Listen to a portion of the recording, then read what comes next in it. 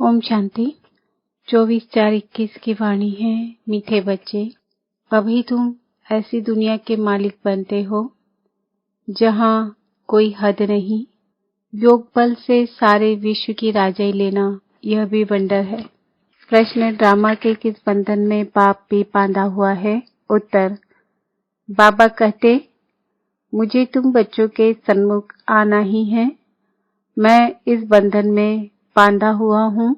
जब तक मैं न आऊं तब तक मूंझा हुआ सूत सुलझ नहीं सकता। बाकी मैं तुम्हारे पर कोई कृपा व आशीर्वाद करने नहीं आता हूँ। मैं कोई मरे हुए को जिंदा नहीं करता। मैं तो आता हूँ तुम्हें पतित से पावन बनाने। गीत, तुम्हें पाके हमने जहाँ पा लिया है। ओम शांति। गीत के अक्षर सुनकर के तुम बच्चों के रोमांच खड़े हो जाने चाहिए, क्योंकि सन्मुख बैठे हैं। सारी दुनिया में भल कितने भी विद्वान, पंडित, आचार्य हैं, कोई भी मनुष्य मात्र को यह पता नहीं कि बेहद का बाप हर 5000 वर्ष के बाद आते हैं। बच्चे ही जानते हैं। बच्चे कहते भी हैं, जैसा हूँ वैसा हूँ, तुम्हारा हूँ। बाप भी ऐसे कहते हैं, जैसे हो वैसे हो, मेरे बच्चे हो। तुम भी जानते हो वह सब आत्माओं का बाप है। सब पुकारते हैं, बाप समझाते हैं।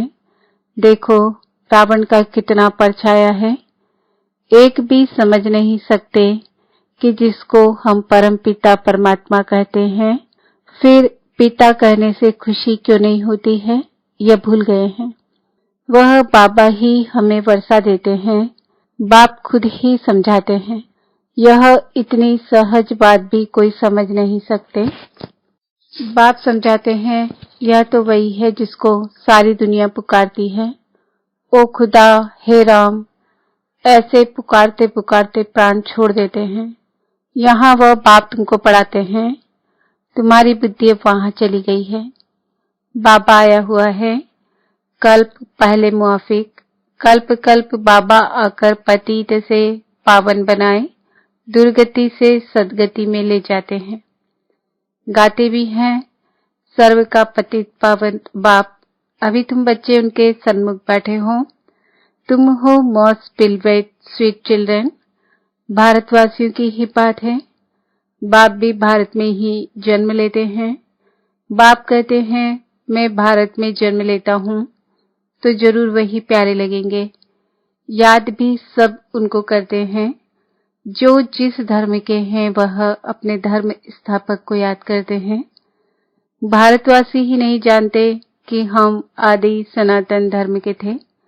बाबा समझाते हैं, भारत ही प्राचीन देश है तो कह देते, कौन कहते हैं कि भारत ही सिर्फ था। अनेक बातें सुनते हैं। कोई क्या कहेंगे, कोई क्या।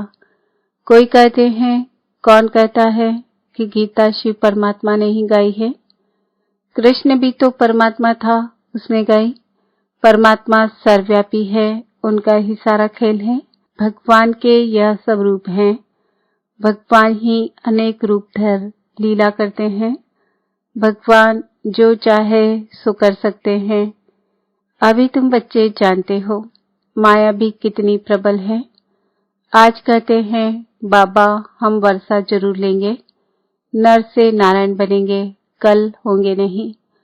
तुम जानते भी हो कितने चले गए फारकती तेदी। मम्मा को मोटर में घुमाते करते थे, आज है नहीं। ऐसे अच्छे अच्छे भी माया के संग में आकर ऐसा गिरते हैं जो एकदम नीचे पड़ जाते। कल्प पहले समझा है वही समझेंगे। आजकल दुनिया में क्या लगा हुआ है, और तुम बच्चे अपने को देखो क्या बनते हो। गीत सुनाना। कहते हैं, हम ऐसा वर्षा लेते हैं जो हम सारे विश्व के मालिक बन जाते हैं। वहां कोई हद की बात ही नहीं। यहाँ हदें लगी हुई है। कहते हैं, हमारे आसमान में तुम्हारा एरोप्लेन आएगा तो शूट कर देंगे। वहां तो कोई हद की बात ही नहीं रहती। यह भी गीत गाते हैं, परंतु अर्थ थोड़े ही समझते हैं। तुम तो जानते हो बरोबर बाबा से फिर से हम विश्व के मालिक बन रहे हैं। अनेक बार यह 84 का चक्र लगाया है। थोड़ा समय करके दुख पाया है, सुख तो बहुत है। इसलिए बाबा कहते हैं, तुम बच्चों को अपार सुख देता हूँ, अब माया से हारो मत। बाप के बच्चे ढेर हैं, सब तो एक जैसे सपूत हो नहीं सकते। कोई को 5-7 बच्चे होते हैं, उनमें 1-2 कपूत होते हैं तो माथा ही खराब कर देते हैं, लाखों करोड़ों रुपया उड़ा देते हैं। बाप एकदम धर्मात्मा, बच्चे बिल्कुल चट खाते में। बाबा ने ऐसे बहुत मिसाल देखे हैं। तुम बच्चे जानते हो, सारी दुनिया इस बेहद बाप के बच्चे हैं। बाप कहते हैं, मेरा बर्थ प्लेस ये भारत है। हर एक को अपनी धरती का कदर रहता है। दूसरी कोई जगह शरीर छोड़ते हैं तो फिर उनको अपने गांव में ले आते हैं। बाप भी भारत में ही आते हैं। तुम भारतवासियों को फिर से बेहद का वर्षा देते हैं। तुम बच्चे कहेंगे, हम फिर से 100 देवता विश्व के मालिक बन रहे हैं। हम मालिक थे, अब तो क्या हाल हो गया है। कहां से कहां आकर पड़े हैं। 84 जन्म भोगते भोगते यह हाल आकर हुआ है। ड्रामा को तो समझना है ना। इसको कहा जाता है हार और जीत का खेल। भारत का ही यह खेल है, इसमें तुम्हारा पार्ट है। तुम ब्राह्मणों का सबसे ऊंचते ऊंच पार्ट है इस ड्रामा में। तुम सारे विश्व के मालिक बनते हो, बहुत सुख भोगते हो। तुम्हारे जितना सुख और कोई भोग नहीं सकते। नाम ही है स्वर्ग, यह है नर्क। यहाँ के सुख कागविष्टा समान है। आज लखपति है, दूसरे जन्म में क्या बनेंगे कुछ पता थोड़े ही है। यह है ही पाप आत्माओं की दुनिया। सत्युग है पुण्य आत्माओं की दुनिया। तुम पुण्यात्मा बन रहे हो तो कभी भी पाप नहीं करना चाहिए। हमेशा बाबा से सीधा चलना चाहिए। बाप कहते हैं, मेरे साथ धर्मराज सदैव है ही है। द्वापर से लेकर सतयुग त्रेता में मेरे साथ धर्मराज नहीं रहता। द्वापर से तुम मेरे अर्थ दान पुण्य करते आ रहे हो। ईश्वर अर्पण कहते हैं ना। गीता में श्री कृष्ण का नाम डालने से लिख दिया है, श्री कृष्ण अर्पणम। रिटर्न देने वाला तो एक बाप ही है, इसलिए श्री कृष्ण अर्पणम कहना रॉन्ग है। ईश्वर अर्पण कहना ठीक है। श्री गणेश अर्पण कहने से कुछ भी मिलेगा नहीं। फिर भी भावना का कुछ न कुछ देता आया हूँ सबको। मुझे तो कोई जानते ही नहीं है। अभी तुम बच्चे ही जानते हो, हम सब कुछ शिव बाबा को समर्पण कर रहे हैं। बाबा भी कहते हैं, हम आए हैं आपको 21 जन्म का वर्षा देने। अभी है ही उतरती कला। रावण राज्य में जो भी दान पुण्य आदि करते हैं, पाप आत्माओं को ही देते हैं। कला उतरती ही जाती है। करके कुछ मिलता भी है तो भी अल्पकाल के लिए। अब तो तुमको 21 जन्म के लिए मिलता है। उनको कहते हैं राम राज्य। ऐसे नहीं कहेंगे वहां ईश्वर का राज्य है। राज्य तो देवी देवताओं का है। बाप कहते हैं, मैं राज्य नहीं करता हूँ। तुम्हारा जो आदि सनातन देवी देवता धर्म था, जो अब प्रायः लोप है, सो अभी फिर से स्थापन हो रहा है। बाप तो कल्याणकारी है ही। उनको कहा जाता है सच्चा बाबा। तुमको सच नॉलेज दे रहे हैं, अपनी और रचना के आदि मध्य अंत की। बाबा तुमको बेहद की हिस्ट्री ज्योग्राफी सुनाते हैं। कितनी जबरदस्त कमाई है। तुम चक्रवर्ती राजा बनते हो। उन्होंने फिर वह हिंसा का चक्र दे दिया है। असूल यह है ज्ञान का चक्र, परंतु यह ज्ञान तो प्रायः लोप हो जाता है। तुम्हारे यह मुख्य चित्र है। एक तरफ त्रिमूर्ति, दूसरी तरफ झाड़ और चक्र। बाबा ने समझाया है। शास्त्रों में तो कल्प की आयु लाखों वर्ष लिखती है। सारा सूत ही मुझा हुआ है। बाप के सिवाय कोई से सूत सुलझ नहीं सकता। बाप सन्मुख खुद आए हैं। कहते हैं, मुझे ड्रामा अनुसार आना ही पड़ता है। मैं इस ड्रामा में बंधा हुआ हूँ। यह हो नहीं सकता कि मैं आऊं ही नहीं, ऐसे भी नहीं कि आकर मरे हुए को जिंदा कर दूं या कोई को बीमारी से छुड़ा दूं। बहुत बच्चे कहते हैं, बाबा हमारे पर कृपा करो, लेकिन यहाँ कृपा आदि की बात नहीं है। तुमने मुझे इसलिए थोड़े ही बुलाया है कि आशीर्वाद करो, हमें कोई घाटा न पड़े। तुम बुलाते ही हो, है पतित पावन आओ, दुख हरता सुख करता आओ। शरीर के दुख हरता तो डॉक्टर लोग भी होते हैं, मैं कोई इसलिए आता हूँ क्या? तुम कहते हो नई दुनिया स्वर्ग के मालिक बनाओ व शांति दो। ऐसे नहीं कहते कि हमको बीमारी से आकर अच्छा करो, हमेशा के लिए शांति व मुक्ति तो मिल न सके, पाठ तो बचाना ही है। जो पीछे आते हैं उनको शांति कितनी मिलती है, अभी तक आते रहते हैं। इतना समय तो शांति धाम में रहना। ड्रामानुसार जिनका पाठ है वही आएंगे, पाठ बदल नहीं सकता। बाबा समझाते हैं शांति धाम में तो बहुत बहुत आत्माएं रहती है जो पिछाड़ी में आती है। यह ड्रामा बना हुआ है, पिछाड़ी वालों को पिछाड़ी में ही आना है।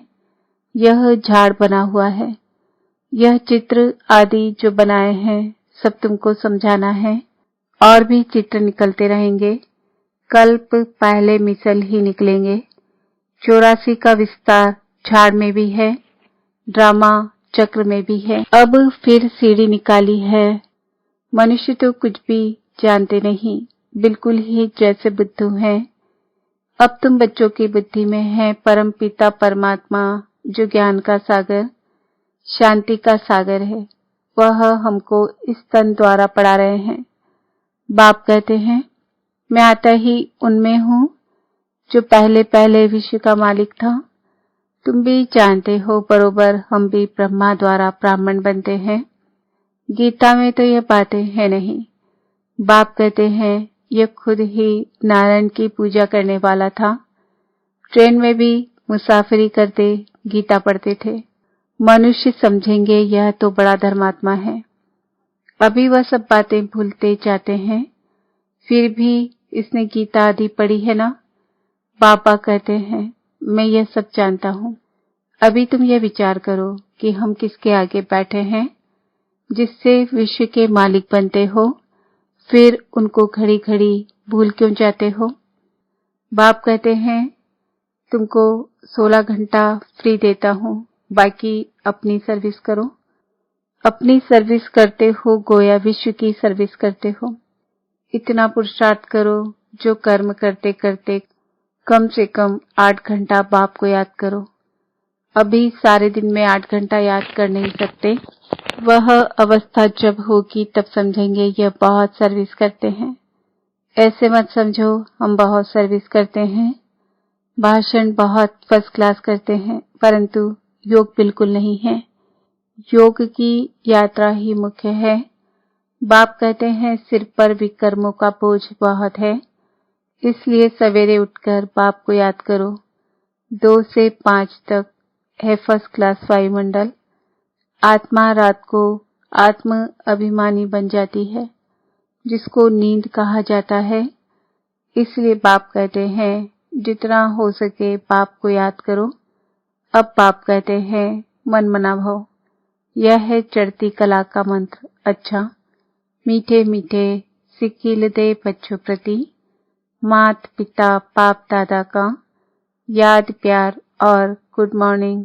रूहानी बाप की रूहानी बच्चों को नमस्ते। हम रूहानी बच्चों की रूहानी बाप दादा को याद प्यार गुड मॉर्निंग नमस्ते ओम शांति। धारणा के लिए मुख्य सार, बाप से सीधा और सच्चा होकर चलना है। कल्याणकारी बाप के बच्चे हैं, इसलिए सर्व का कल्याण करना है, सपूत बनना है। कर्म करते भी कम से कम 8 घंटा याद में जरूर रहना है। याद ही मुख्य है, इससे ही विकर्मों का बोझ उतारना है। वरदान, पुरुषार्थ शब्द को यथार्थ रीति से यूज कर सदा आगे बढ़ने वाले श्रेष्ठ पुरुषार्थी भव। कई बार पुरुषार्थी शब्द भी हार खाने में व असफलता प्राप्त होने में अच्छी ढाल बन जाता है। जब कोई भी गलती होती है तो कह देते हो, हम तो अभी पुरुषार्थी हैं, लेकिन यथार्थ पुरुषार्थी कभी हार नहीं खा सकते, क्योंकि पुरुषार्थ शब्द का यथार्थ अर्थ है स्वयं को पुरुष अर्थात आत्मा समझकर चलना। ऐसे आत्मिक स्थिति में रहने वाले पुरुषार्थी तो सदैव मंजिल को सामने रखते हुए चलते हैं। वे कभी रुकते नहीं, हिम्मत उल्लास छोड़ते नहीं। स्लोगन: मास्टर सर्वशक्तिमान की स्मृति में रहो। यह स्मृति ही मालिकपन की स्मृति दिलाती है। आज का सम्मान है, मैं श्रेष्ठ पुरुषार्थी हूँ। ओम शांति।